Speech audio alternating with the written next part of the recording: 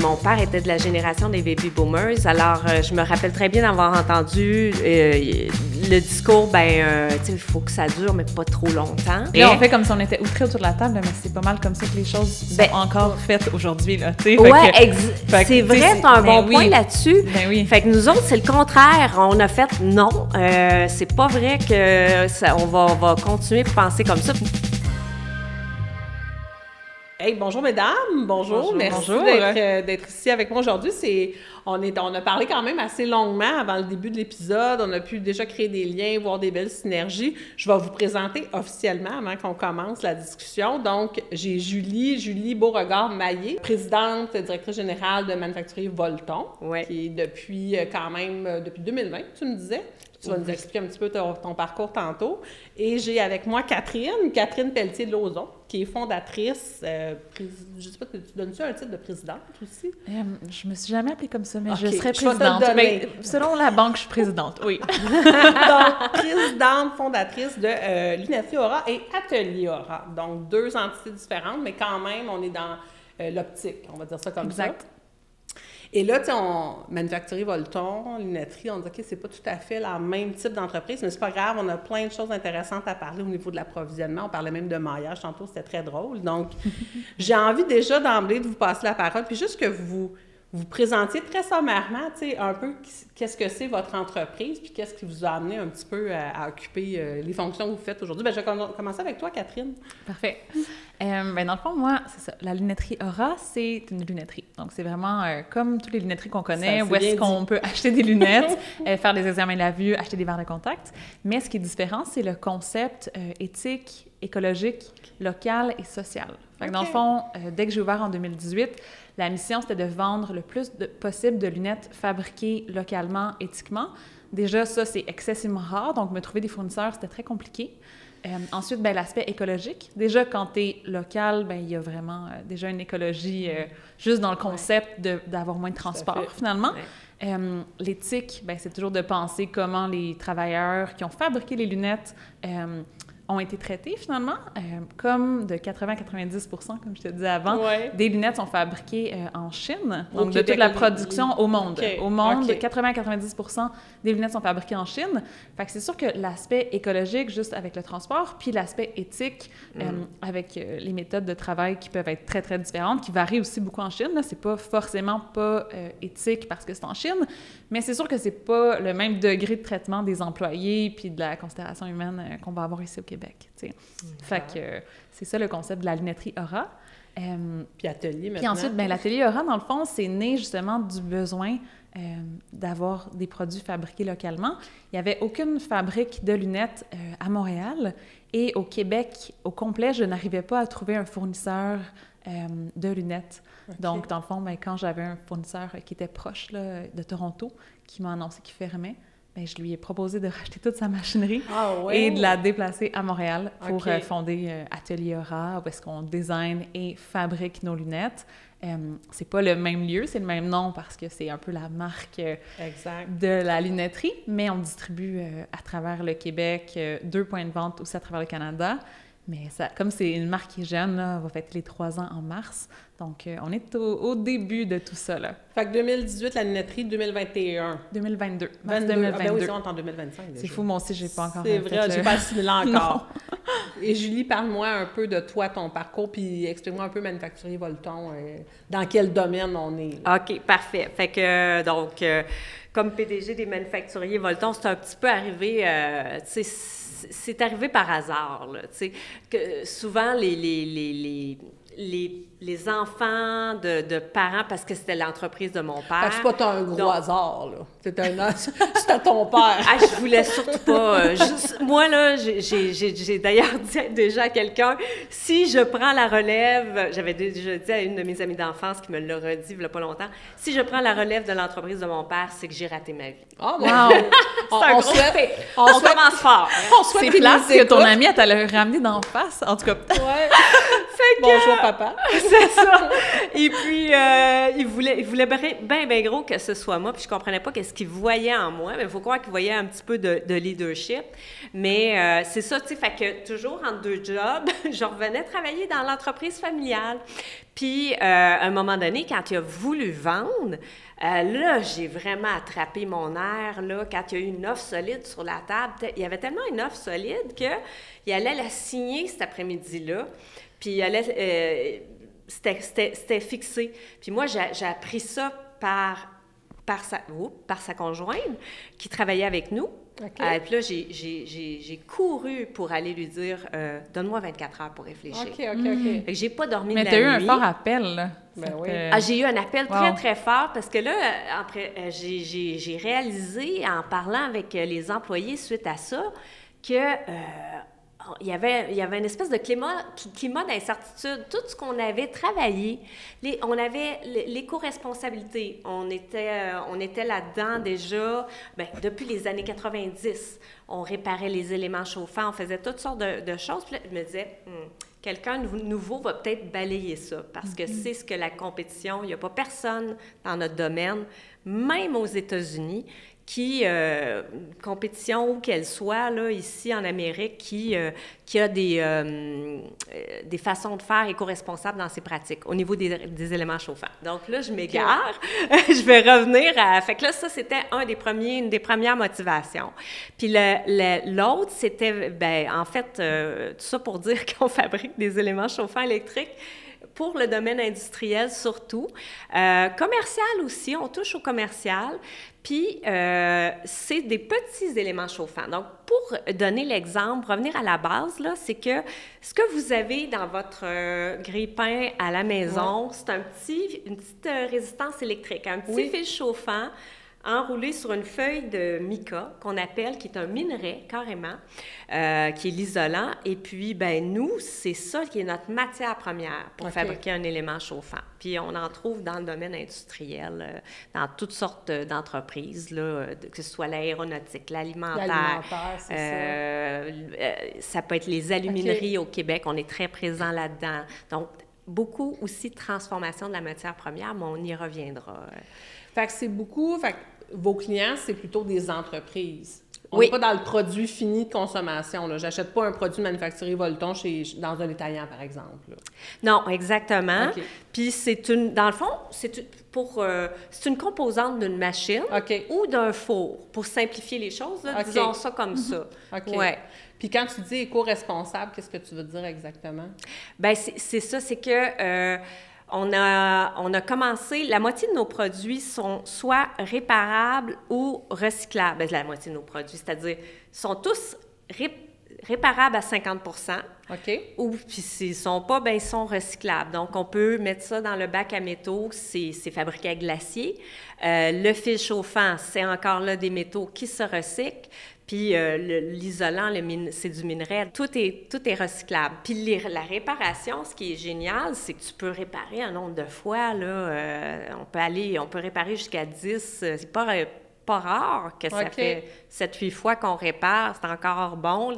Tant que la structure est encore bonne. Comme les vieux appareils électroménagers là, dans le temps qu'on n'avait pas des enjeux comme on a aujourd'hui. Oui. Oui. On en répare des fois. Des fois, ça nous arrive de faire un petit peu de résidentiel, juste parce que, tu sais, on se dit, voyons, ça n'a pas de sens, là. Puis tu disais que tu n'avais pas beaucoup de compétition dans l'offre de services, l'offre de produits que vous avez, dans le fond. Est-ce qu'il y a une grande compétition au Québec? Il y en a une, mais on réussit à se démarquer grâce à ça. Le côté réparation a pris beaucoup d'ampleur. Je m'attendais pas, je suis agréablement surprise. Je voulais que ce soit ça, mais ça n'a pas été nécessairement pour les produits que j'avais dans ma mire. C'est d'autres produits. Je vous explique, c'est que ce qui est arrivé, c'est qu'il y en a il y a des gens qui réparaient, il y en avait peu qui réparaient, dans un domaine connexe à nous, et qui ont cessé de réparer pendant la pandémie. Pourquoi? À cause de la pénurie de main-d'œuvre, puis à cause du fait qu'il y avait un surplus de commandes. Fait qu'ils ont arrêté de réparer, puis ça, on a trouvé ça absolument... c'est terrible de penser ça. Tu sais, aujourd'hui, de nos jours, on a eu un choc, premièrement, de ça. Puis on s'est organisé pour être capable de faire les réparations, d'en prendre plus. Mais tu sais, c'est particulier que ce soit innovant de réparer des choses, là. Ben oui, c'est ça. Mais c'est le monde dans lequel on est, là. Fait que c'est super cool de votre part, là. Ça coûte moins cher. Il y a l'incitatif financier, mais c'est aussi que tu peux l'avoir plus rapidement, qui n'est pas à négliger. Fait que... Il y a une responsabilité aussi environnementale, là, avec la réparation. Ben, on est dans un monde où on consomme beaucoup. Ça, les Québécois, ils cherchent ça beaucoup plus. De plus en plus. Ah oui. De plus en plus. En même temps, il y a des plateformes de surconsommation qui existent. Actuellement, ben oui, on pourrait en nommer quelques-unes. Mais parlons un peu de ce qu'on fait bien. On parle de fabrication québécoise, puis tu as parlé d'Atelier Aura. Dans le fond, moi, je savais, en toute franchise, j'aurais pas été capable de nommer une marque de lunettes québécoises. Ben, avec raison, il n'y en avait pas. Ben, c'est ça, fait que je suis contente. Il y en a, mais très, très, très, très peu. C'est surtout qu'il y a aussi beaucoup de marques qui vont dire qu'elles sont québécoises, canadiennes, mais que ça ne sera pas fabriqué ici. C'est comme la conception, c'est ça, mettons. Certaines lunettes en ligne, là, par exemple, là, que ça va être indiqué que c'est fabriqué au Canada. Il y a une compagnie de la Colombie-Britannique là, qui est très forte. Puis moi, évidemment, je suis ciblée pour toutes les publicités de lunettes, là, fait que je les vois toutes. Mais, ils sont fiers de se présenter comme Canadiens, mais il n'y a absolument rien de Canadien là-dedans, là, outre qu'il y a peut-être quelques employés, un bureau chef au Canada, tu sais. Fait que c'est sûr qu'il y a énormément de désinformation pour le public. Fait que ça, c'est une grosse partie de l'information. Puis c'est aussi que des lunettes, on s'achète pas ça à tous les instants, tu sais. Non, effectivement. Fait que même si on pense dans l'alimentation à manger plus local, dans le vêtement à acheter plus local, les lunettes, on dirait que c'est comme une catégorie qu'on oublie, tu sais, parce que c'est un achat qu'on fait à peu près aux 2 ans. Puis c'est ce que moi, j'ai constaté parce que moi, je suis forte myope, là, je suis en verre de contact, comme tu le sais, exact, je triche. Mais c'est ça, donc moi-même, en tant que consommatrice qui voulais acheter le plus possible local, écologique, éthique, mais quand j'arrivais à, où est-ce que je vais acheter mes lunettes, j'avais littéralement pas d'offre. J'étais juste comme, OK, il n'y a aucune lunetterie qui a des pratiques écologiques, éthiques, qui a des lunettes fabriquées localement. Tu sais, tu rentres dans à peu près n'importe quelle lunetterie, tu leur demandes est-ce que vous avez des lunettes fabriquées ici au Québec? Ils vont dire ben non, ça n'existe pas. Tu sais, dans plusieurs cas, il y a quelques exceptions bien sûr, mais c'est vraiment pas la norme. Il y a 2 marques que je connais là, qui sont québécoises, dont une qui est juste vendue dans une certaine lunetterie. Puis moi, je suis la 3e Atelier Aura. Donc, tu sais, c'est excessivement niche. Fait qu'il y a un énorme travail d'éducation à faire auprès de la population parce que c'est comme si c'est un peu un angle qu'on oublie. Là. Puis tu parlais tantôt, avant qu'on commence l'épisode, tu parlais un peu de la fabrication parce qu'elle est venue un petit peu après la création de la lunetterie. Ouais. Puis moi, je suis un peu curieuse de voir comment tu décides de te lancer dans la fabrication quand, à la base, c'est pas du tout la même chose que de vendre des choses. Il faut un petit peu pas avoir peur. Non, j'en doute pas. Être un peu naïve et optimiste. Ce que je suis. Non, vraiment pas. Non, j'ai jamais regretté. Mais ça prenait une bonne dose de naïveté. Ouais, ça prenait une bonne dose de « Hey, ça va être le fun! » Lol. Non, ça n'a pas été... c'est ça, ça n'a pas été facile. Tu sais, dans le fond, on a lancé Atelier Aura en mars 2022, mais dans les faits, je l'ai incorporé en mars 2021. Fait qu'il y a eu 1 an où est-ce que c'était comme le déménagement des machines. Qui sont grosses. Envoyer des gens pour se faire former. Parce que dans le fond, quand j'ai parti Atelier Aura, je dis « on » parce que initialement, dans le fond, une opticienne avec qui je travaillais à la lunetterie, Aurélie, on la salue, dans le fond, j'étais avec elle la journée où est-ce que j'ai reçu le courriel de mes fournisseurs de Toronto qui m'ont dit « Hey, je pourrais pas te fabriquer tes lunettes parce que dans le fond, on ferme, tu sais, pour une raison, tu sais, qui était pas parce que ça allait mal, juste parce que dans le fond, il y en a un qui venait d'avoir un enfant, l'autre, c'était plutôt un designer industriel. Fait que les 2 ont juste fait comme, hey, c'était le fun, cette aventure de lunettes-là, mais on met ça comme sur pause. Fait que moi, quand j'ai reçu leur courriel, j'étais là, hey, le concept de ma lunetterie, c'est de vendre des lunettes fabriquées localement. Si j'ai plus de lunettes fabriquées localement, moi, je vais pas embarquer là, dans ce train de tu sais, c'est conçu ici, ou puis d'y aller un petit peu, tu sais, par la bande. Moi, je suis très... Tu voulais un produit authentiquement fabriqué au Québec. Oui, je suis très proche de mes valeurs, tu sais. Puis dans le fond, je suis sortie de mon bureau, j'étais allée voir Aurélie. J'étais comme, hey, mettons là, Aurélie, que j'achetais les machines de Look-Again. Ça te tente-tu, toi, de fabriquer des lunettes? Est-ce que ça te tente qu'on parte ça, tu sais? Puis elle était comme, ben oui, parce qu'elle, en plus, elle est française. Donc, en France, l'expertise de fabrication de montures est vraiment plus développée, là. Tu sais, des lunettes fabriquées à la main, surtout dans le Jura. C'est vraiment comme le berceau de l'optique, la France, là. Fait que... c'est sûr que pour elle... prend tellement de choses. La lunette artisanale, je dirais France, Italie. C'est vraiment là que c'est né, disons. Là maintenant, la chaîne a pris vraiment une grosse place de par leurs moyens. Mais c'est pas artisanal, là. Non. Ben, il y en a, oui. Il y en a que ça va l'être. Ouais. Mais c'est sûr que, c'est juste des mœurs qui sont complètement différents, là. Fait que c'est sûr que même quand c'est une fabrique éthique en Chine, ça va être moins pire que la fabrique pas éthique en Chine. Mais ça demeure un concept où est-ce que les gens ils travaillent énormément. C'est souvent des usines où est-ce que les gens habitent dans leur...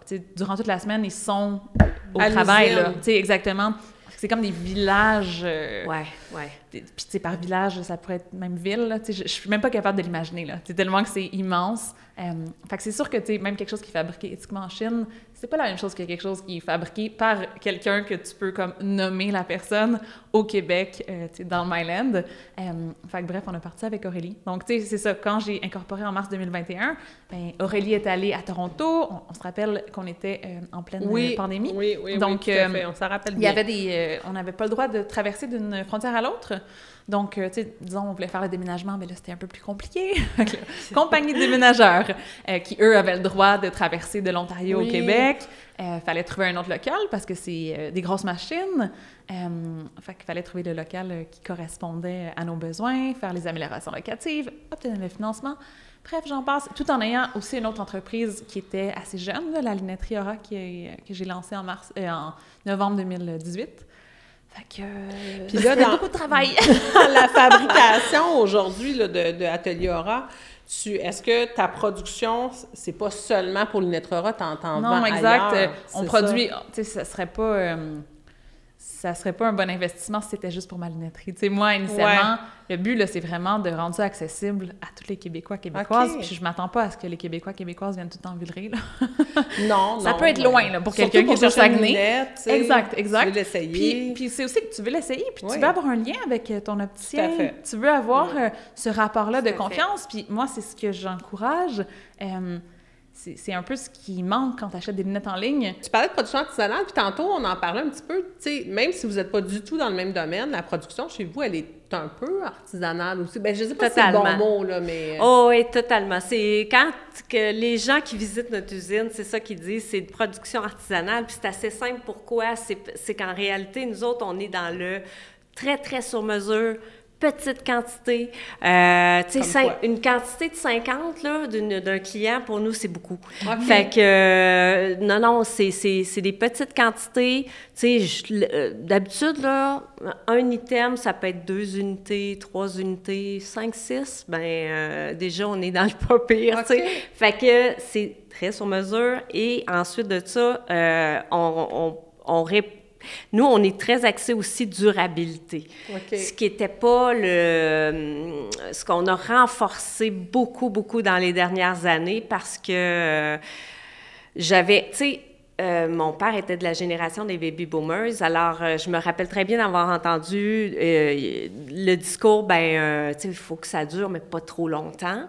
Non, c'est pas vrai. Puis là, on fait comme si on était outrés autour de la table, mais c'est pas mal comme ça que les choses sont encore faites aujourd'hui, là, tu sais. Oui, c'est vrai, t'as un bon point là-dessus. Ben oui. Fait que nous autres, c'est le contraire. On a fait non, c'est pas vrai que on va continuer de penser comme ça. Puis ça date d'avant que j'achète l'entreprise, là, ou qu'il y ait le rachat d'actions, là. On avait déjà pris le compte. C'est dans les valeurs, c'est dans l'ADN de l'entreprise aussi. Oui, c'est ça. Donc, il y a beaucoup d'idées d'amélioration de continu qui viennent des employés parce que c'est eux qui ont le savoir-faire, l'expertise.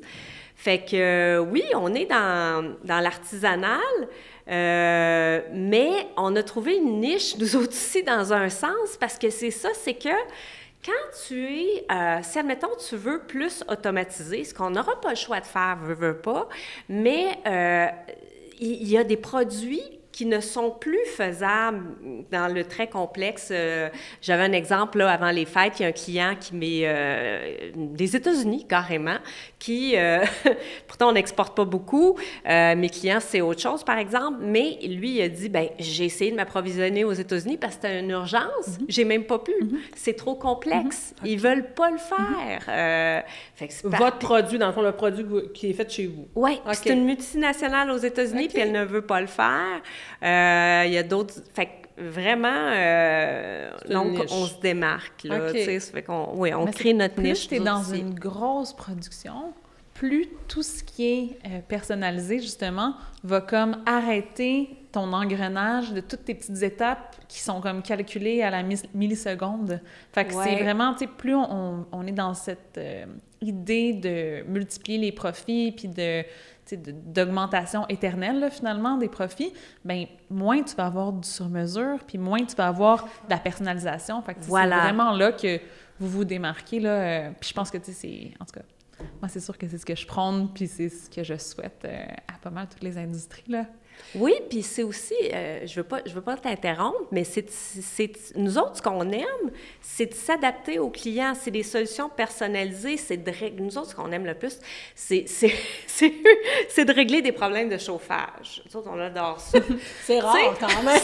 C'est pas j'entends cette phrase-là, mais j'aime ça. Non, mais c'est très stimulant. C'est de la créativité, là. Oui, exactement. Fait que c'est pas tant...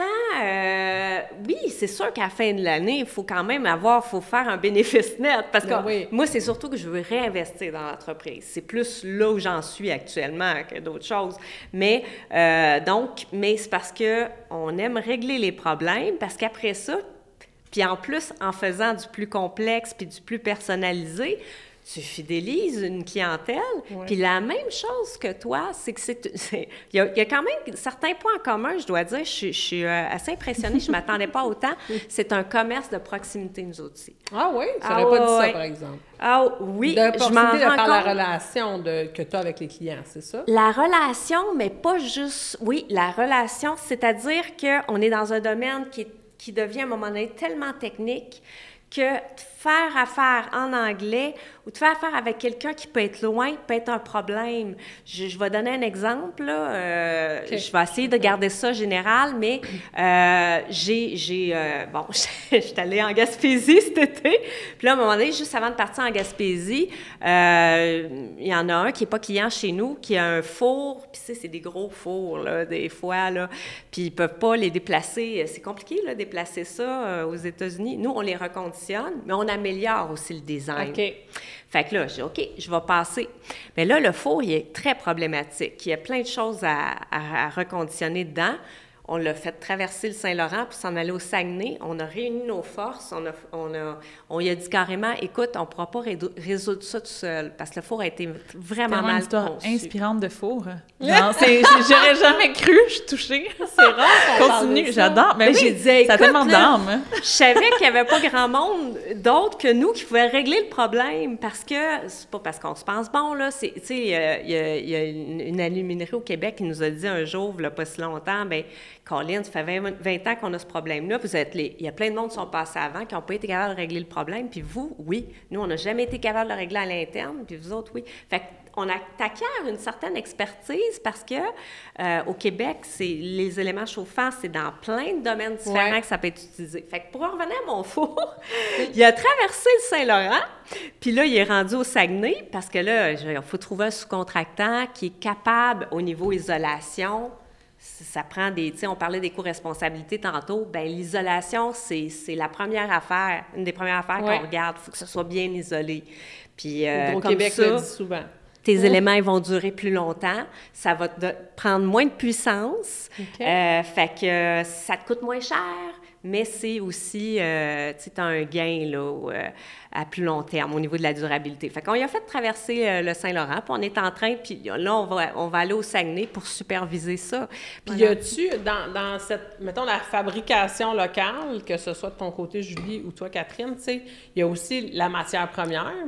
Fait que tantôt, Catherine, tu nous as parlé avant l'épisode, fait que tu vas pouvoir en reparler là, de la matière première pour faire... Moi, je connaissais pas ça, là, tu m'en as parlé de c'était quoi, puis il n'y a pas de disponibilité ici au Québec, t'sais. Non, c'est ça, dans le fond, c'est de l'acétate de coton. Ouais, c'est ça.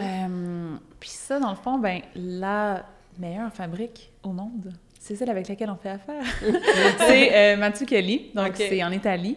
Et il fabrique depuis 1849. Quand même. Donc, dans le fond, l'acétate de coton, ben, c'est une matière qui, par définition, est biodégradable. Fait que c'est vraiment une matière Puis il n'y a pas d'équivalence de matière première à celle-ci en qualité ou en durabilité? Vraiment pour avoir un plastique qui est durable parce que, veux pas, ben, c'est porté au visage. Ouais. Donc, tu sais, il faut que ça soit hypoallergène, il faut que ça réagisse bien avec ben, tous les composants de la peau, la sueur, l'acidité, il ne faut pas que ça déteigne, exact. Ouais. Des lunettes cheap, parfois, ça va déteindre. J'en ai vu, moi, là, des madames... Oui, avec... Non, mais c'est surtout ici, tu sais, c'est surtout les endroits où est-ce qu'on va suer, finalement. Ou, au contraire, l'acétate va être très poreuse ou le plastique, mettons que c'est un injecté cheap. Puis tantôt, tu disais que ton produit, tu sais, quand on achète un produit québécois, des fois, on pense que c'est vraiment plus cher. C'est pas toujours le cas. Non. Puis dans le cas des lunettes, ce n'est pas nécessairement le cas non plus. Non, vraiment. Puis c'est sûr que, tu sais, à l'heure actuelle, notre marché de prix, là, tu sais, ça va ressembler à une lunette qui est fabriquée à la main en France ou une lunette qui est fabriquée à la main en Italie ou, tu sais, n'importe quelle lunette qui est fabriquée à la main, là, tu sais. Ça va se détailler autour, tout dépendamment de l'endroit, là, tu sais, parce que c'est vraiment la lunetterie qui va décider à combien elle vend ses lunettes, mais entre 450 et 500 $ pour la monture, tu sais. Pour avoir travaillé dans des endroits vraiment très haut de gamme où est-ce qu'il y avait des lunettes, des montures jusqu'à 800, 900, 1000 $ pour une lunette que tu vas porter dans ton visage, qui est fabriquée au Québec, qui est de belle qualité, qui te va bien, ben payer entre 450 puis 500, c'est tout à fait raisonnable. Est-ce qu'un client qui vient, disons, en magasiner une lunette dans son... Parce qu'on sait que le prix est toujours là dans l'échelle d'import. Est-ce que c'est-tu élevé comme premier critère ou c'est pas ça que tu entends, toi? C'est sûr que, dans le fond, moi, c'est que j'ai comme deux points de vue. Parce que, dans le fond, j'ai la lunetterie Aura, où est-ce que là, je suis une opticienne et je vends des lunettes. Je vends, entre autres, les ateliers Aura, mais je vends aussi plein d'autres créateurs canadiens, canadiens et européens pour tout ce qui est monture en métal, parce qu'on n'en fabrique juste pas en Amérique. Fait que moi, je vends d'autres marques aussi là, dans ma lunetterie. Et c'est sûr que, comme ma lunetterie, ben c'est très clair que c'est une lunetterie écologique, éthique, locale, sociale. On redonne 2% des ventes à des organismes qui changent chaque année. On parle des causes à nos clients. Ce sont les organismes de Villeray qu'on invite à notre soirée d'anniversaire pour qu'ils puissent prendre la parole puis dire qu'est-ce qu'ils vont faire avec cet argent-là. Fait que bref, tu sais, les valeurs sont très, très, très claires à la lunetterie Aura. Fait que le client, il vient pas là pour avoir un 3 pour 1, tu sais. Il vient là parce que, tu sais, il est pas comme, tu sais, il est pas surpris, tu sais, il s'attend déjà. Puis souvent, les gens, ben s'attendent à payer même plus cher que ce qu'on va, ce qu'on a comme offre, là, finalement. Ah oui. Tandis que, mettons... Oui, vas-y. Bien, c'est juste que je pense à ma paire de lunettes, là, que j'ai achetée. On va te juger, là. Je vous dirai pas où, mais je veux dire, il m'a coûté à peu près ça, 500 $. Puis je suis pas... Il y a quelques années. Puis je suis pas allée avec quelqu'un... Tu sais, je suis pas allée avec une marque, là. Puis je vois tellement de gens avec des lunettes de marque. Puis c'est souvent plus cher que des ateliers Aura, là. Avoir une monture québécoise, entièrement fabriquée au Québec. Atelier Aura, je trouve ça cool. Puis au-delà, la qualité est vraiment là. C'est ça. Honnêtement, c'est vraiment une des choses qui est super agréable. Une fois que c'est ajusté, ça bouge très peu. C'est vraiment, veux pas, c'est un objet là, que tu portes dans ton visage qui te sert à bien voir. Non, comme s'il y a un objet important dans lequel tu devrais mettre un soin, en plus d'être une signature visuelle, c'est un peu une carte de visite. Ça, c'est plus du côté lunetterie, mais c'est du côté design aussi. Quand on design des lunettes chez Atelier Aura, on pense à la fois la prescription. Moi, étant forte myope, je me suis souvent fait dire que telle lunette, je ne pouvais pas la porter, telle autre lunette, je ne pouvais pas la porter. Ou quand tu as un foyer progressif, là, tu as certaines restrictions. Fait que, tu sais, nous, toutes les lunettes sont designées pour ça, tu sais. Puis ensuite, ben, tu sais, tantôt, on parlait de l'importance d'un opticien. C'est aussi dans le conseil, tu sais. C'est pas parce qu'une lunette est belle sur le visage de quelqu'un d'autre ou qu'elle est belle sur une tablette qu'elle est idéale pour toi. Fait que c'est sûr que quand tu te fais conseiller par un opticien, ben on prend en ligne de compte, tu sais, tout ton visage, puis aussi ce que tu as envie de dégager avec ta lunette, là. Tu sais, quand tu te fais faire un stylisme, c'est vraiment comme, bon, t'es rendu dans ta vie, tu sais, qu'est-ce que tu as envie de dire avec ton style? C'est pas... c'est vraiment, c'est une partie de ta personnalité, là. C'est vrai. C'est vrai, puis Maintenant, c'est un discours que les gens qui sont vraiment passionnés, puis que j'en ai déjà entendu des gens qui me disent, mais tu sais, c'est comment tu veux te présenter, puis moi, je trouve que c'est tellement visible en plus. Mais oui, c'est fun. Moi, c'est des parties que... C'est ce que j'ai préféré en optique, la partie conseil, puis c'est super psychologique, puis tu t'accompagnes vraiment le client, là, tu sais, à travers son expérience. Fait que ça, c'est un des côtés. Puis l'autre côté, c'est les opticiens, donc ceux qui ont des lunetteries, par rapport au prix. C'était ça ma prémisse avant cette longue parenthèse sur le stylisme et sur la beauté des lunettes. Mais les clients, eux, dans une lunetterie locale, éthique, écologique comme moi, ils sont pas choqués du tout par le prix. Puis là, avec le témoignage que tu viens de nous faire, toi non plus, t'es pas choqué par le prix du tout. J'aurais pensé que ça aurait été plus cher. Fait que là, je suis vraiment contente d'apprendre ça. Non, c'est ça, exact. Oui, j'opterais pour ça. Merci beaucoup. Bon, une cliente. Parce que j'imagine aussi tu peux avoir des designs assez uniques, tu sais. Oui, non, tout à fait. Ça. Oui, non, puis c'est vraiment, tu sais, c'est des super beaux produits, super belle qualité pour un prix qui est tout à fait dans la norme. Mais c'est ça, tu sais, une lunetterie, par exemple, qui fait affaire juste avec des fournisseurs chinois. Puis tu sais, comme c'est entre 80 et 90 % des lunettes qui sont fabriquées en Chine, on se doute qu'il y a des lunetteries qui ont pratiquement sur leur tablette que des lunettes fabriquées en Chine. Tu sais, il y a beaucoup de lunetteries que c'est ça. Fait que c'est sûr que eux, si leur coûtant habituel et leur modèle d'affaires, c'est sur un volume et c'est sur du 3 pour 1, 4 pour 1, tu sais, let's go, en veux-tu en v'là, c'est pas grave, t'en achèteras 3, t'en mettras 2 dans le tiroir. Tu sais, si c'est ça ton modèle d'affaires, puis on s'entend que c'est pas rien contre les opticiens en tant que tel, c'est quelque chose qui a été vraiment popularisé, puis il y a beaucoup de clients que c'est ce qu'ils ont en tête, là, tu sais, c'est ça leurs attentes. Bien, c'est sûr que pour moi, qui approche en tant que propriétaire, créatrice, designer et juste représentante de la marque Atelier Aura, qui arrive dans une lunetterie, qui vend juste des produits fabriqués en Chine, bien, c'est sûr que je suis pas dans son price range, tu sais, puis je suis pas non plus dans... c'est là qu'il y a beaucoup d'éducation à faire, tu sais, je suis juste pas dans ses pensées. Parler du client, tantôt on a parlé pour le côté lunetterie, tu sais, où est-ce que le prix se situe?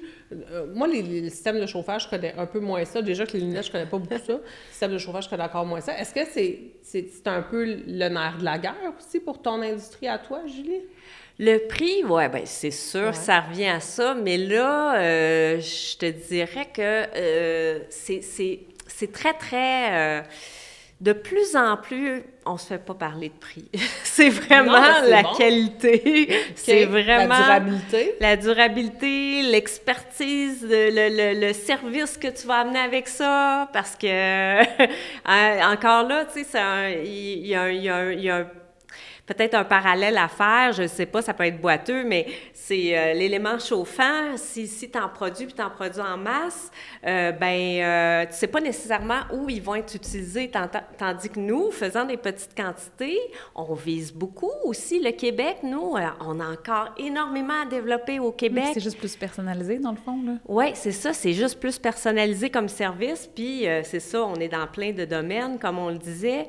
Fait que finalement, le prix, non, c'est plus, OK, il y a un service après avec, puis un service après-vente en plus. Moi, on mise beaucoup, beaucoup sur le service après-vente. Qui vient avec l'avantage sur le fait que tu es local aussi. Oui. Fait que quand tu sors au Québec, puis là, tu as un service après-vente, tu vas être servi en français, tu vas être servi dans des délais raisonnables, tu vas être servi, tu sais. Oui. Il y a tout ça qui vient avec ça. Tu vas installer, si tu n'es pas sûr, l'installation de ton élément chauffant. Ah, je suis pas sûre. Tu sais, des fois, moi, je leur dis même, appelez-nous pour n'importe quoi. Si tu constates que ta machine, tu sais pas, tu as un problème de température, il me semble que ça chauffe pas comme tu veux, puis la température s'affiche pas bien. Tu sais, des fois, ça va pas être l'élément chauffant, le problème, ça va être le contrôle, ça va être l'instrumentation, où tu prends ta mesure, comment tu la prends.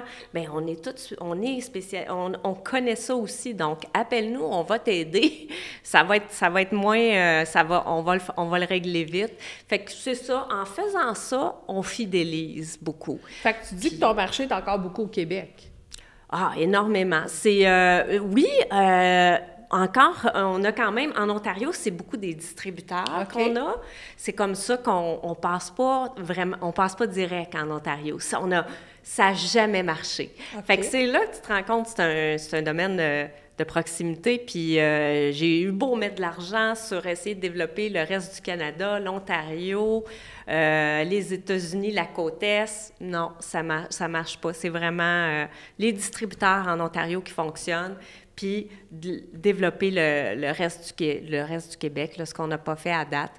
Oui, j'ai certains clients aux États-Unis, des clients qui sont là depuis des décennies, parce qu'en fait, la plupart des clients chez nous sont là depuis des décennies aussi, c'est ça qui est cool. Fait que... Ils sont comme toi, ils sont là depuis des décennies. Oui, ça c'est... Oui, là, c'est ça. Quand tu reçois des courriels, puis ça... Tu sais, je trouve ça drôle. Moi, je connais la famille Maillé, je les connais, je sais qu'ils sont... Est-ce que tu penses, toi, Julie, parce que tu es une Maillé, donc je te fais confiance, est-ce que tu penses que ça, c'est un four de qualité que j'ai acheté? Est-ce que ça me fait chaud au cœur d'une certaine façon? Ça vient qu'une crédibilité, puis mais un certain devoir de transparence aussi, je dirais. Donc, la même chose pour le prix. Tu sais, il faut que... Je leur ai dit à ma gang de vente, là, OK, on a une augmentation de prix là, au début janvier. Il y a une raison à ça. Là. Vous allez l'expliquer aux clients. Là. C'est le setup. On s'est rendu compte que le frais d'appareillage, ça nous coûte plus cher parce qu'on fait des éléments plus complexes qu'avant. Fait qu'il faut le rationaliser. On n'a pas le choix.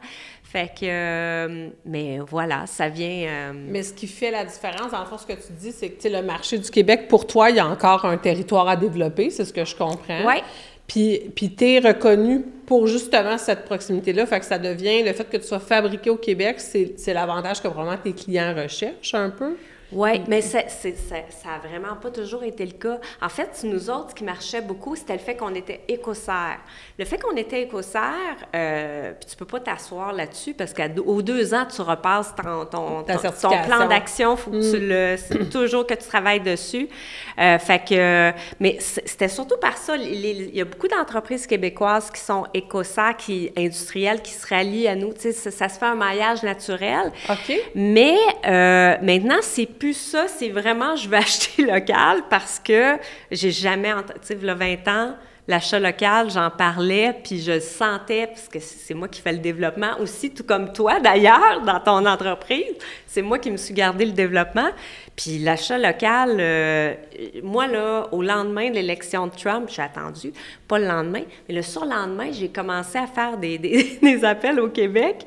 Puis c'est étonnant comment, tu peux dire, c'est une mauvaise nouvelle pour nous, les entrepreneurs, peut-être qu'on va être impactés, 25% de tarifs douaniers, mais d'un autre côté, tu vas avoir t'as des demandes que tu n'avais pas avant, que ça arrive d'un peu partout au Québec. Tu as déjà vu de l'intérêt aux États-Unis. Tu as déjà vu de l'intérêt par rapport à ce qui s'en vient, mais je veux dire ce qui s'en vient parce que là, bon, c'est nouveau. Là, on tourne en ce moment. On est quelle date? Le 8 janvier?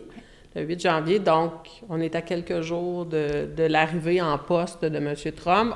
Cette menace-là, au moment où on tourne, du moins, elle est toujours réelle. On ne sait pas ce qui va se passer. Ça peut se passer rapidement. Toi, ce que tu vois, c'est l'impact plus positif, je veux dire ça comme ça? Oui, bien, on choisit de le voir aussi comme ça. Je pense qu'il faut choisir ça. C'est des opportunités. C'est juste que tu dis, OK, bien, où est-ce qu'elle est l'opportunité? Puis je vais essayer de la saisir. Là.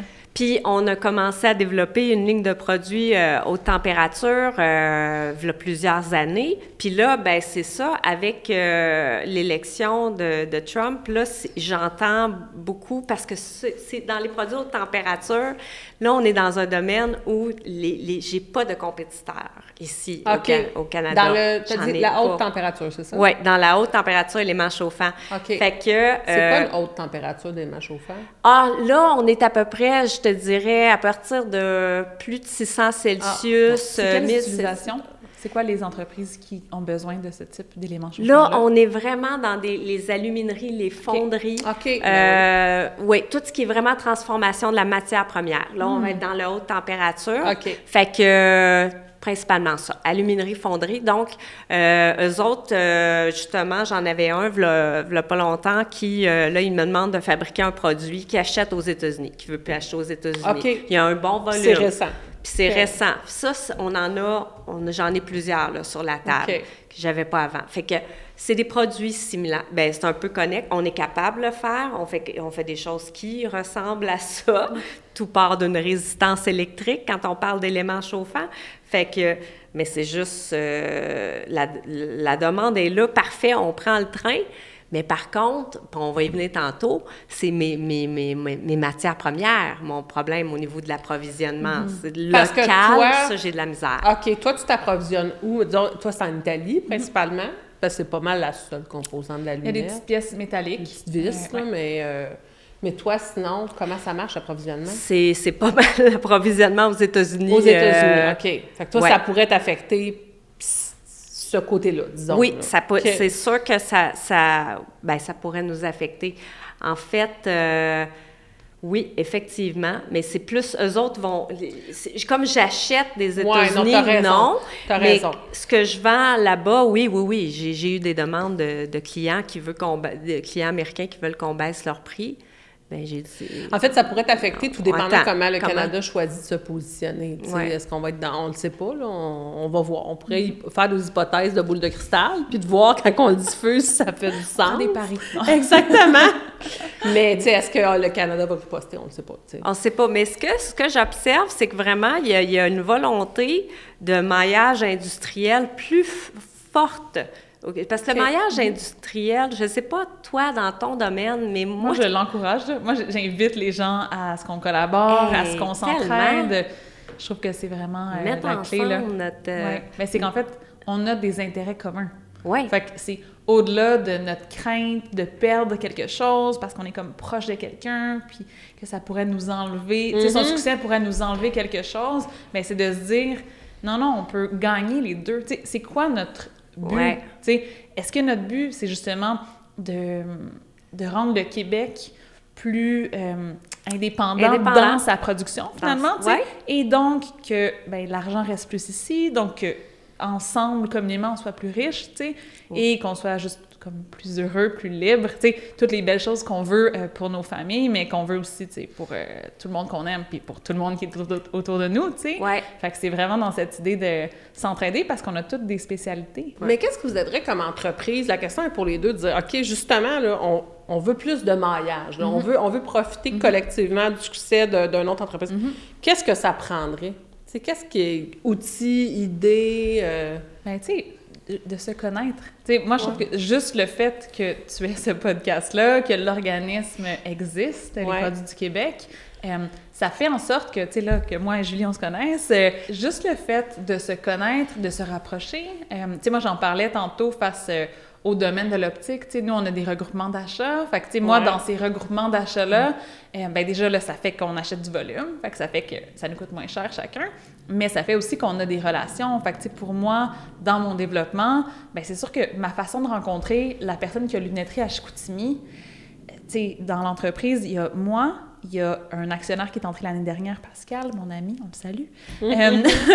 Donc, dans le fond, on est deux, puis après ça, on a 2 employés qui sont là, une qui vient juste d'embarquer, puis un qui est là à temps partiel. Fait que, il n'y a personne qui a le temps d'aller à Chicoutimi dans cette gang-là. Donc, quand tout le monde se ramasse dans un regroupement, là, moi, j'ai la chance de parler à toutes ces personnes-là, et donc, c'est là que les liens peuvent se tisser, puis qu'on peut s'entraider. Regroupement sectoriel. Fait que tout ce qui est exact, de tisser des liens, finalement, mais tu sais, une organisation comme les Produits du Québec fait déjà ça. Fait que tu sais, de le faciliter à travers différentes plateformes, d'encourager ces moments-là humains, finalement, tu sais. Je pense que c'est vraiment, c'est là que la magie opère, j'ai l'impression, là. Oui, parce que ça peut être sectoriel, mais c'est parce que ça peut avoir aucun lien. Mais c'est tout le monde a besoin d'éléments chauffants. Là, Non, mais je pensais, par exemple, moi, je suis devenue membre de STIC, Sous-traitance industrielle Québec. Fait que là, tu as plein de domaines différents là-dedans. Puis c'est ça, là, tu en fais du maillage industriel, effectivement, qui sont pas dans les mêmes domaines, je suis d'accord. Mais c'est ça, moi, je vais justement, je fais partie de... Je vais évidemment dans des secteurs comme là, je m'en vais à Lévis, Alliance Polymère Québec, qui vont faire, un sommet, ils vont parler de plastique, puis bon, je sais, parce que moi, j'ai des éléments chauffants encore dans cette industrie-là, fait que je vais y aller, c'est sûr. Puis là, ben c'est sûr que je peux entendre parler d'une entreprise qui fait une résine différente ou que c'est plus du plastique, c'est de la biorésine. Puis là, je vais peut-être en parler à un de mes clients qui est dans le plastique, tu sais. Puis moi, j'aime bien faire ça. Okay. Puis j'aime ça. OK, si un client achète chez nous, je m'aperçois qu'il fabrique des ressorts, je dis n'importe quoi, bien des ressorts, moi j'en ai besoin dans ma fait que tu vois ça chaîne de production. Dans ces regroupements-là. Oui. Si moi, ma façon de me faire connaître, c'est de la même façon que n'importe quelle multinationale qui, elle, a de l'argent pour faire des publicités partout, sur l'autoroute, partout, dans le métro, sur Internet, le nombre d'informations qu'on se fait. On est dans une mer d'informations. C'est sûr qu'Atelier Aura n'a pas les moyens de compétitionner de cette façon-là. Fait que ma façon de me faire connaître, c'est vraiment par une voie qui est plus humaine puis qui est plus organique. Et qui te ressemble davantage. C'est quelque chose... Puis c'est aussi que c'est plus... je t'entendais parler tantôt, ça a plus d'âme. C'est juste, c'est un humain qui est derrière tout ça. Si ce qui est en haut de la pyramide, c'est un humain et que ce n'est pas juste comment on appelle ça, un board d'actionnaires en bon français, veux pas, quand c'est plusieurs dirigeants qui sont des actionnaires, c'est sûr que tu perds l'âme.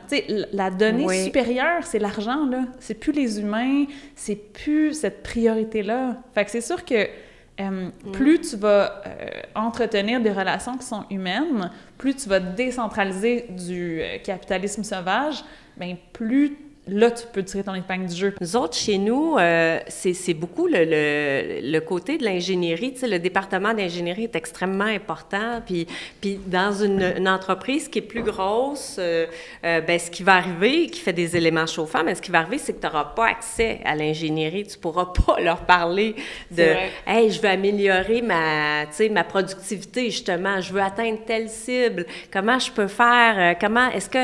Est-ce que j'ai le bon élément chauffant, premièrement? Est-ce que j'ai le bon design? Comment tu pourrais me changer?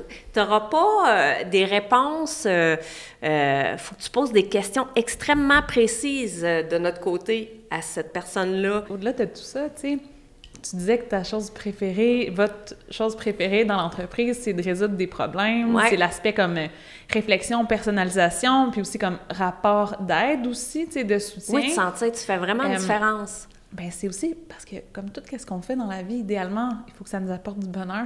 C'est peut-être pour ça qu'initialement, tu voulais pas avoir l'entreprise, parce que, je sais pas, tu voyais peut-être ton père qui travaillait beaucoup, puis tu voyais pas cette partie-là de bonheur, tu sais. Tandis que là, quand t'étais comme, hey, dans le fond, il y a façon de le faire à ma façon, proche de mes valeurs. Le rêve de l'entrepreneuriat, c'est souvent pour des gens qui... c'est ça, pensent que ça va être d'être libre. T'es pas vraiment libre, là, c'est une liberté qui est différente. Oui, mais je te dirais que, mettons, au début, là, si ton but, c'est genre, je vais pouvoir faire mon horaire, bien, ton horaire, ça va être pas mal de travailler tout le temps. I got news for you. Effectivement, tu décides. En ce sens-là, t'es libre, mais t'es un peu à la merci quand même tout à fait. de tes entreprises, tes employés. Tu travailleras pas moins. Non. Sûrement plus au début. Ça, c'est clair. Au moins. Probablement longtemps, en fait. C'est ça, pendant un bon bout. Il y a quelque chose que j'aime beaucoup dans ton parcours aussi, c'est la façon de... Je ne sais pas si tu allais y venir, là. C'est juste que là aussi, il y a un lien. C'est que dans ma décision de reprendre l'entreprise, c'était je veux que les employés ne soient pas... Je veux que les employés ne soient pas pressés à... Soit bien rémunéré. Soit bien rémunéré. Bien traité, finalement. Ça, c'était salaire équitable, absolument. Mais puis sont payés mieux que les autres dans l'industrie. Puis ça, j'ai des... tu parles de toi, là. Oui. Quand tu dis les employés nos employés sont payés mieux que les d'autres employés dans la même industrie. Puis comment je dirais ça? Ce que je voulais en venir, finalement, c'était que... C'est parce que moi, c'était surtout que je voulais pas que... Je savais que ça allait venir avec une augmentation de la productivité qui allait être OK, go, on produit. Mais c'est parce que ce que j'ai vu dans mes années, dans mes 10-15 dernières années, c'est que quand tu as un rythme de production qui est bon, qui est correct, OK, il faut qu'elle sorte. C'est sûr, la marchandise, on a des deadlines à respecter. De toute façon, on a 10 jours ouvrables, 7 à 10 jours ouvrables, on livre. Fait que c'est quand même un délai, serré. C'est qu'il faut que... Ce que je me suis aperçue, c'est que la communication, les idées d'amélioration, quand tu favorises une atmosphère qui est détendue. Moi, je voulais vraiment que ce soit une communauté. On vit ensemble dans une communauté. On passe tout le temps au travail, là. C'est une petite communauté familiale ici. Puis tes idées d'amélioration sont très valorisées.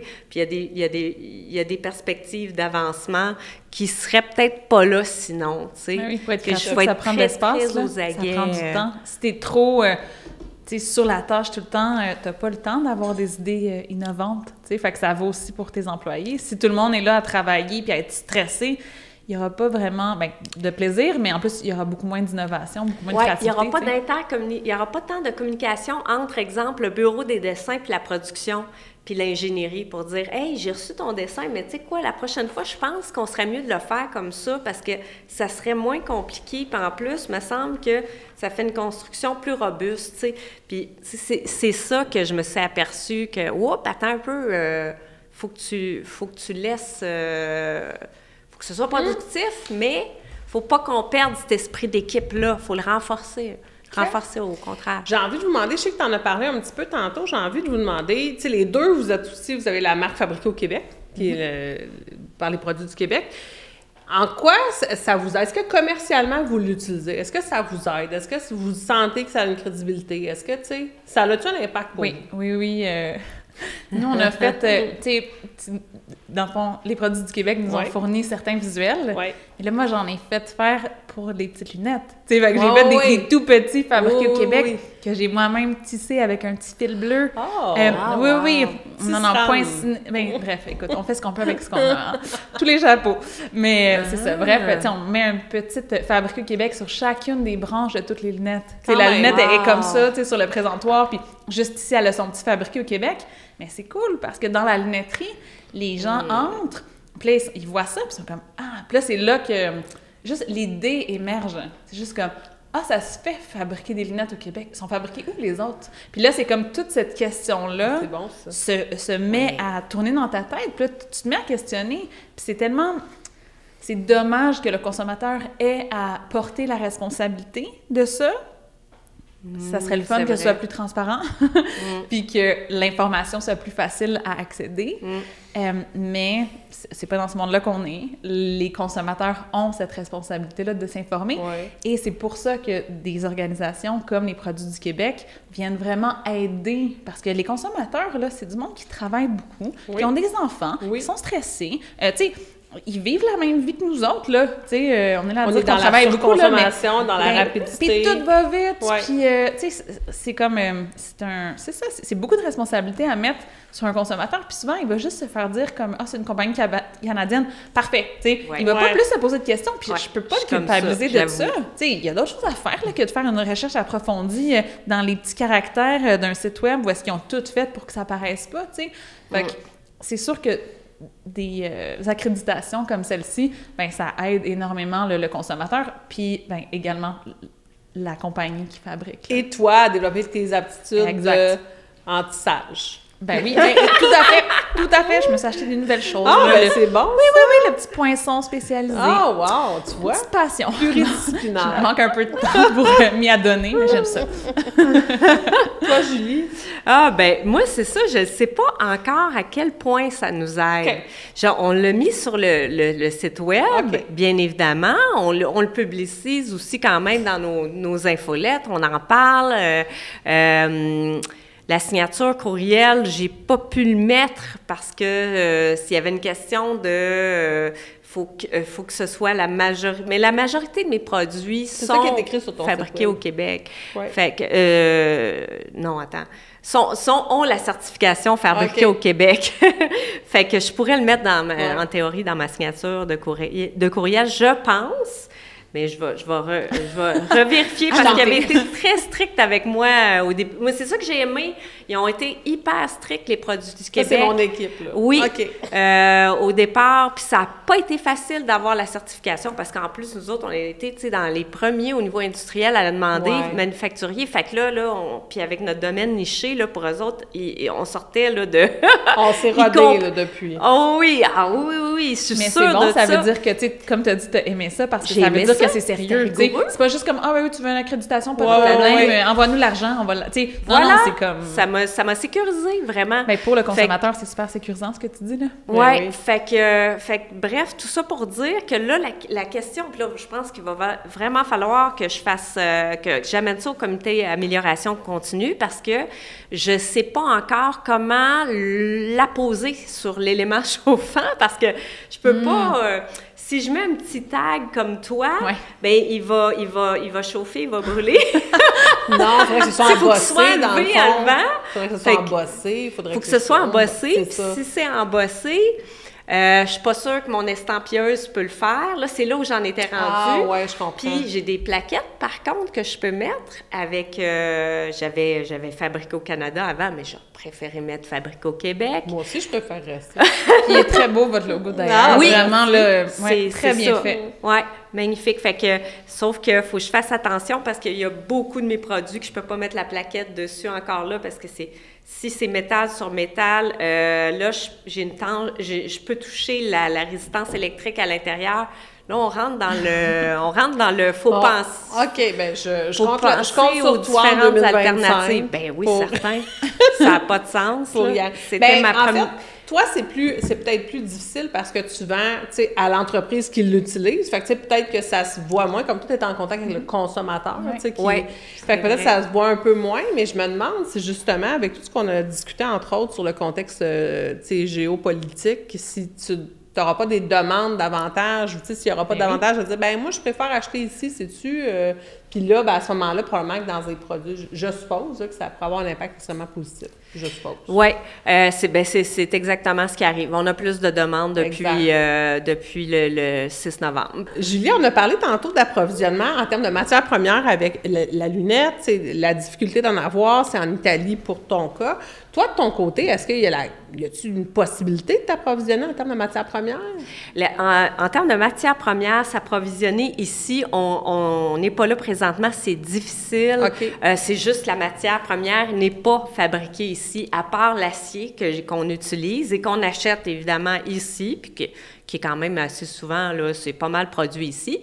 Mais non, dans le fond, ce qu'on se rend compte, c'est que on peut approcher, on l'a fait, puis on commence de plus en plus à le faire, approcher des entreprises qui sont dans un domaine qui est connexe. Tu sais, je vais donner un exemple. Tantôt, je parlais d'isolation qui est très, très important dans notre domaine.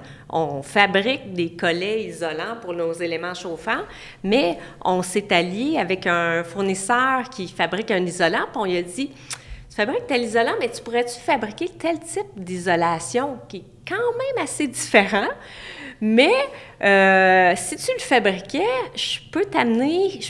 on peut peut-être bâtir quelque chose ensemble parce qu'il y aurait un volume à aller chercher. Fait que moi, je trouve que c'est ça, c'est d'approcher, de ne pas avoir peur d'approcher des entreprises. Tu sais, justement, on parlait de la pandémie encore tantôt, tu sais, comment qu'on a été totalement créatif durant la pandémie pour on disait toujours se réinventer, puis on partait des chaînes de production de d'autres choses, tu sais. Fait qu'on est capable. Fait que, donc voilà. Mais malheureusement, le Québec, puis c'est toujours le gros, moi, c'est un peu mon cheval de bataille, là. Au niveau de l'innovation, on est en retard par rapport aux autres provinces.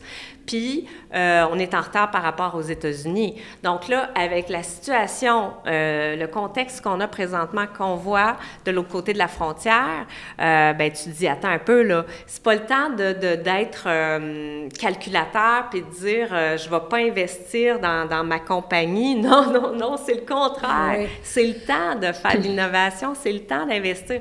Nous, on travaille beaucoup avec les centres de recherche. Je vends souvent des éléments chauffants à des centres de recherche au Québec et on en a plein, affiliés à des cégeps, affiliés à des universités, pour des matériaux, dire, OK, on va essayer, tu sais, une entreprise qui voudrait fabriquer tel type de matériaux pour justement pas l'acheter ailleurs. Ben, au lieu de commencer ça dans son usine, puis que ça engendre beaucoup de coûts, ce qui est moins cher, c'est de faire affaire avec un centre de recherche. À Montréal, il y a un centre de recherche sur le recyclage du plastique. Ouais. Fait que justement, on leur a amené comme une partie de nos retailles parce que dans le fond, nous, pour le recyclage de nos retailles, on a différents axes. Tu sais, dans le fond, quand j'ai ouvert Atelier Aura, dans le fond, j'ai fait calculer l'empreinte carbone de lunettes fabriquées au Québec versus une lunette fabriquée en Chine et achetée par quelqu'un au Québec, finalement. Et dans le fond, c'est 12 fois moins de gaz à effet de serre. Ouais. Fait que ça s'explique, bien, certainement par le transport, parce que nous, c'est super linéaire, tu sais. Puis c'est aussi que, en général, tu vas avoir, mettons, ta matière première que tu vas aller chercher en quelque part. Après ça, tu vas la transformer. Après ça, tu vas l'envoyer à quelque part d'autre. Là, ça va être assemblé. Là, après ça s'en va à quelque part d'autre. Là, ça va être comme le distributeur. Là, après ça s'en va chez... tu sais, bref, ça fait énormément de voyages avant de se rendre... si c'est vendu en ligne, ben là, ça s'en va directement dans un centre de distribution, puis ça s'en va chez vous après. Fait que, tu sais, là, ça a comme fait le tour du monde une couple de fois. Versus nous, ben, tu sais, c'est comme... Ça part d'Italie, ça s'en va dans le Mainland, à Montréal. On le transforme, ça s'en va dans une lunetterie, puis tu l'achètes. Ouais, mais il y a aussi le recyclage des chutes, qui est une grosse partie. Puis c'est pour ça que, tu sais, nous, en partie avec une compagnie de l'île du Prince-Édouard qui s'appelle Fellow Earthlings, qui fabrique, c'est un des fabricants canadiens, dans le fond.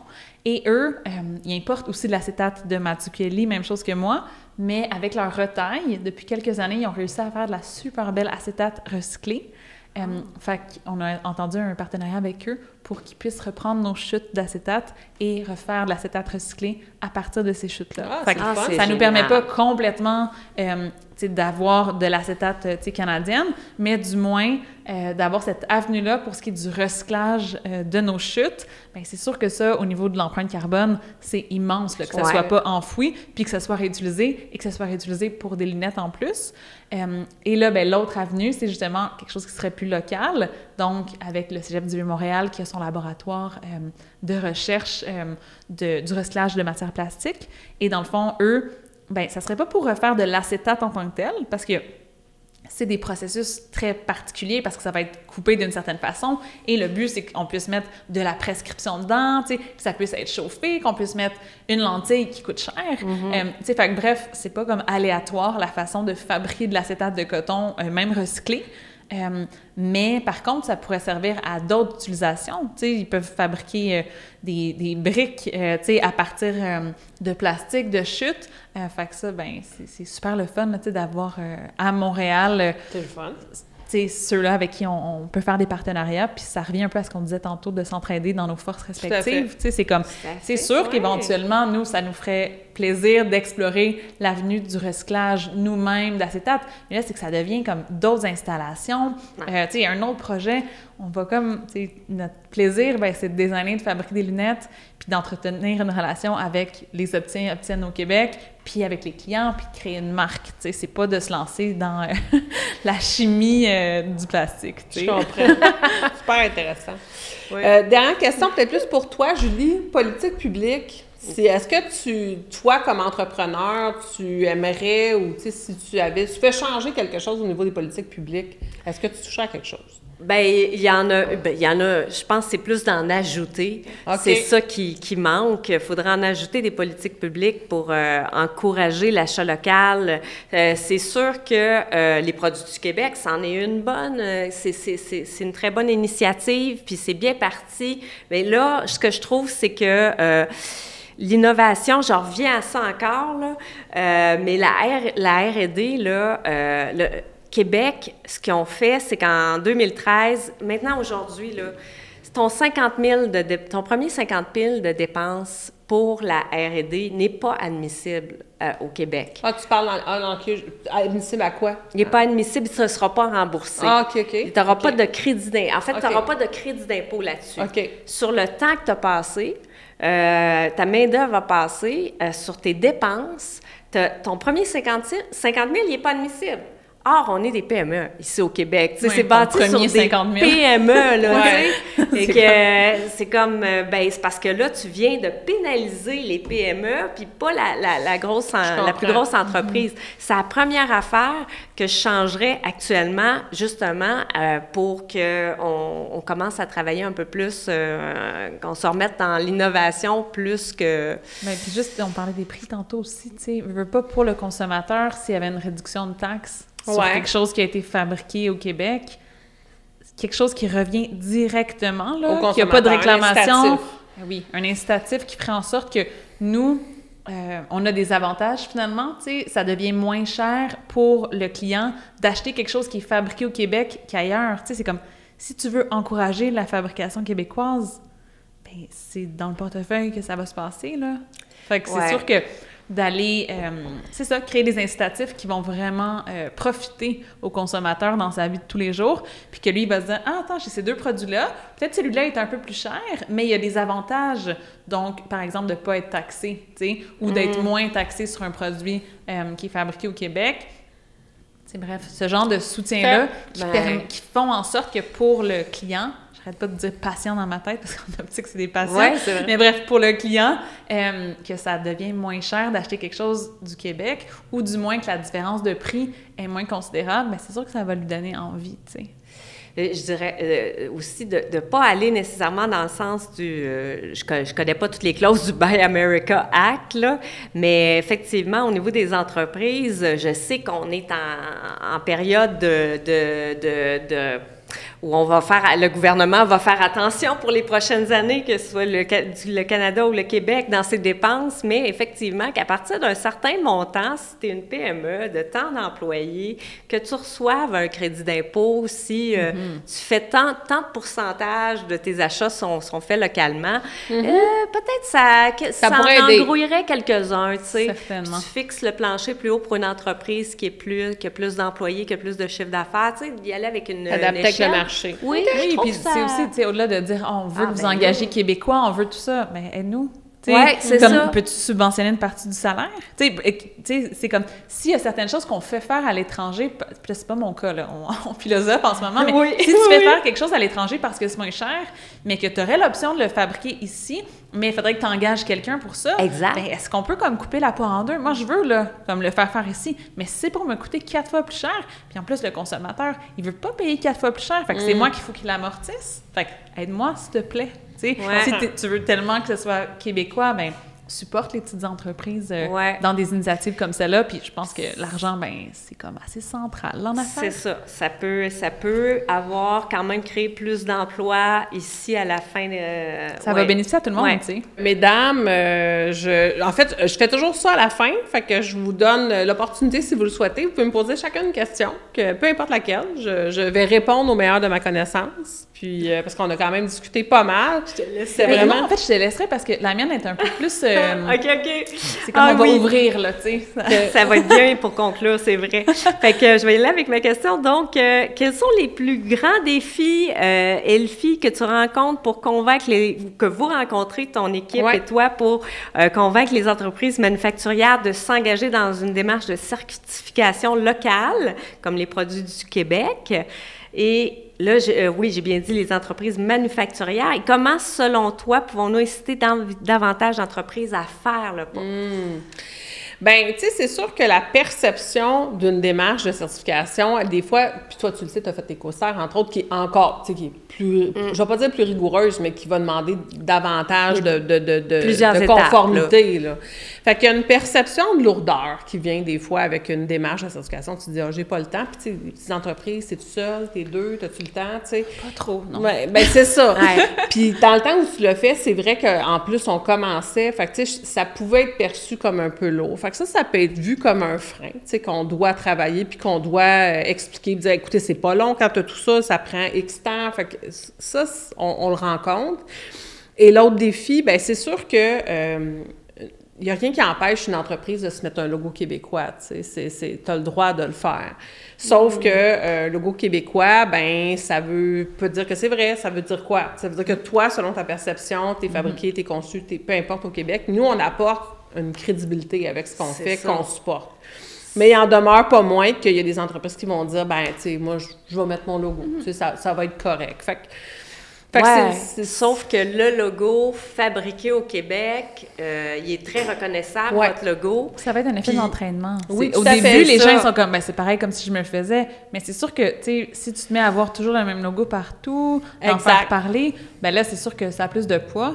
Puis le frais d'adhésion est pas incroyable. Non. Tu sais, fait que peut-être que ça va changer avec le temps, là, mais moi, je trouvais que c'était super raisonnable pour qu'est-ce que ça a à apporter, là. Ben, puis à ta question, puis à ton point, ben ce qui peut aider davantage, ben c'est justement que les entreprises qui décident de s'engager, d'adhérer, tout ça, mais qu'ils l'utilisent. Qu'ils l'utilisent parce que, tu sais, au-delà des campagnes que moi et l'équipe ont fait, qu'on met en place et tout ça, ben, tu sais, plus de visibilité, c'est que tout le monde va y gagner, là. Tout le monde va y gagner parce que, tu sais, le logo qui va être sur ta lunette, il va être aussi sur un papier de toilette, il va être aussi sur... Le consommateur, il va le voir plusieurs fois. Mais ça, d'ailleurs, tu sais, tantôt on en parlait, elle cherchait comment mettre le logo sur ses produits. Vous pourriez avoir une personne dans votre équipe qui est comme la personne créative, tu sais, puis qui offre un 15 minutes ou un genre de « OK, parfait, tu veux savoir comment mettre le produit? On se fait un appel, puis là, tu sais, on va comme brainstorm ensemble. » Puis, tu sais, ça pourrait être une valeur ajoutée, un service, là, tu sais, à offrir qui serait pas immense, mais qui pourrait vraiment aider les gens, puis vous aider par la bande, parce que finalement, on va juste voir votre logo un peu plus partout, tu sais. Tout à fait.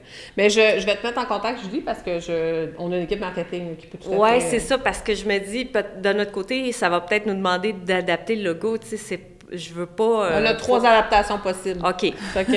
C'est pensé pour que tu sois pas obligé de le prendre exactement comme ça, puis tu te fasses des petits changements. Bon, ben on fait ça cette année, c'est sûr. C'est parfait. Tu vois. Et toi, ta question, ma chère? Moi, ma question, Elfie, vas-y. J'aimerais connaître la genèse des produits du Québec. La genèse. Non, mais je veux savoir, tu sais, c'est récent, mais pourquoi, comment... dis-nous tout. Eh bien, écoute, je vais te le dire comme on me l'a aussi raconté, parce que moi, quand je suis arrivée, tu sais, c'était pas... La naissance officielle n'était pas là, mais, tu sais, l'idéation avait été quand même faite. C'est pas moi qui ai décidé de faire tout ça comme ça. Fait que quand je suis arrivée, tu sais, on était vers la fin de la pandémie, là, c'était en 2022, début 2022, puis on terminait la pandémie un peu, et puis il y avait eu pendant cette pandémie-là, bon, le panier bleu, il y avait eu des initiatives et tout ça, puis il y avait eu une volonté de faire des espèces de chantiers où on a sondé les consommateurs, puis on a demandé les initiatives qui étaient les plus porteuses pour eux, puis la marque de certification pour les produits non alimentaires est ressortie très fort. Fait que là, vous allez me dire, c'est bizarre que ce soit maintenant parce que, tu sais, Aliments du Québec existe depuis 30 ans, là. Fait que, tu sais, c'est vrai que ça aurait pu être avant. Tu sais, on aurait pu réfléchir à... Parce que, tu sais, c'est un fait qu'il n'y a pas... Chaque chose dans son temps. Des fois, l'idée n'était pas mûre. Elle n'était pas mûrie l'année dernière. Fait il y avait pas là, non? Il n'y avait pas de marque de certification avec un processus pour des produits non alimentaires. Ça n'existe pas. Tu sais, il y en a qui ont des alternatives, mais il n'y en a pas de ça.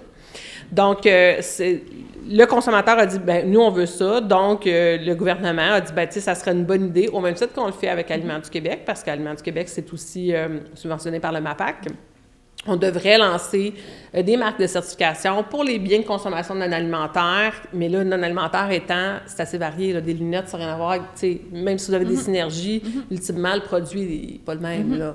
Fait que les vêtements, la santé-beauté, fait qu'il y a un processus qui a été réfléchi avec, tu sais, bon, il y avait plein d'intervenants à l'intérieur de tout ça, un processus pour qu'il soit allégé, pour qu'il s'inspire des pratiques simples d'Aliments du Québec et tout ça, qui a été mis en place. Il y a une réflexion sur les marques, qui a changé, tu sais, les pourcentages ont changé, les logos ont changé, tu sais, tout ça a été malléable un petit peu. Et puis après ça, en avril 2022, on dit OK, on lance l'organisme avec ses marques de certification, puis on laisse aller dans son démarchage. Et là, 2 ans et demi, presque 3 ans, on en est là. Moi, je suis arrivée au tout début du lancement. Juste 1 mois avant le lancement, je suis arrivée. Et quand je suis arrivée, l'idée, elle était sur la table. Il y avait quand même cette structure-là, mais il y avait personne, tu sais. Il y avait un CA qui venait de se composer, il y avait personne. Donc, tu sais, moi, ma première journée, c'était aller acheter mon ordinateur, puis appeler Microsoft, puis essayer de comprendre, puis mettre mon courriel, puis des choses que... Base, là. Mais, fait que j'aurais jamais fait ça quand j'étais chez Sobeys avant, tu sais, c'était pas ça. Ouais, là. Fait que tu fais, tu sais, c'est ça, hein? From scratch, comme on dit. Ben oui. C'est pas mal ça. Oui, mais c'est ce qui fait encore une fois que ça a un âme. Ben, c'est ce qui vraiment. fait que tu as dû y réfléchir, Ben, tu c'est as sûr. dû le fonder à ta façon, d'une façon qui était authentique à toi. Là. Ben c'est sûr que l'organisme porte un peu ma couleur parce Ben que oui. je suis là depuis le début, parce que Ben oui. mais tu sais, je me suis entourée de gens qui ont donné leur couleur. Exact. C'est une contribution de tout le monde, c'est mais sûr. n'empêche, c'est super humain. Là. Ben très humain, très humain. Puis pour moi, les produits du Québec, c'est pas à moi, mais c'est à moi, tu sais. Ben oui. Mais c'est pas à moi. Ah oui. Un Mais sentiment c'est quand même- d'appartenance. Puis on souhaite que c'est toute fort. l'équipe Ouais. se sente comme ça aussi. Tout à tu sais. fait. Comme Ouais. que toute l'équipe parle toujours au on de l'entreprise. Exact. tu sais, C'est bon signe. Là. Ça fait plaisir. Là. En tout cas, moi, ce que je trouve qu'on en entend de plus en plus parler, Ouais. puis je trouve ça tellement le fun parce que j'en entends de plus en plus. De plus en plus, je vois dans le domaine industriel, manufacturier, des entreprises qui osent faire le pas de choisir cette certification-là. Je me dis, waouh, c'est bien parce que, Colin, tu sais, tu disais en début d'entrevue, je pense, là, on a, quand on exporte, c'est à peu près à 90% aux États-Unis, mais le reste de notre business, c'est vraiment ce qu'on n'exporte pas, c'est ici, c'est Ontario-Québec, tu sais.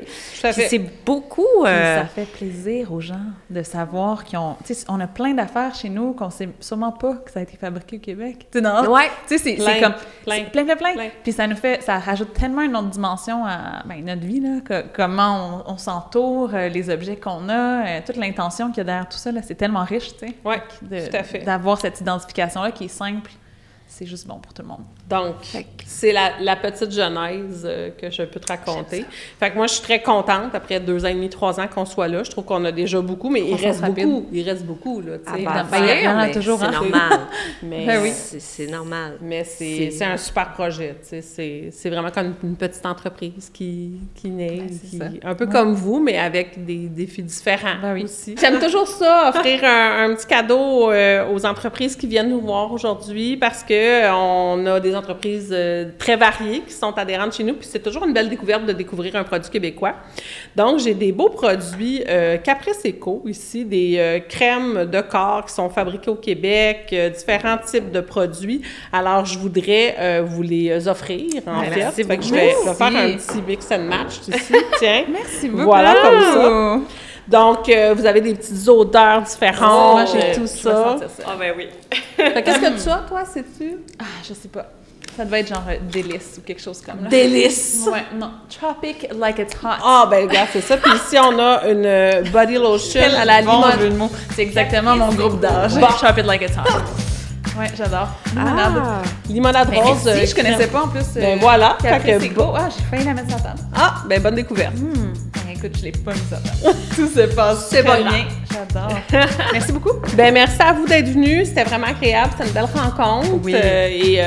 Donc, merci de faire partie du mouvement et de vous impliquer autant au niveau de l'achat local.